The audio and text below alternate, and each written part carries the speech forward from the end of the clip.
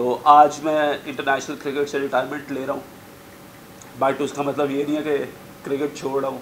अल्लाह ने जितना भी मुझे खिलाया, जितनी भी इज़्ज़त दी मुझे इस फील्ड से मिली, और अल्लाह ताला का बहुत शुक्रगुज़ार हूँ, अपनी फ़ैमिली का शुक्रगुज़ार हूँ, अपने वालिद साहब का बहुत शुक्रगुज़ार हूँ। अल्लाह ताला उन्हें जन्नत में जगह दे, और मेरी माँ, बहनें और मेरी बीवी, मेरे दोस्त जो हर कदम पे मेरे साथ रहे, मेरे मेंटोर्स, मेरे कोचेस, पीसीबी ऑफिशियल्स, जिसने मेरे लिए ज़िंदगी में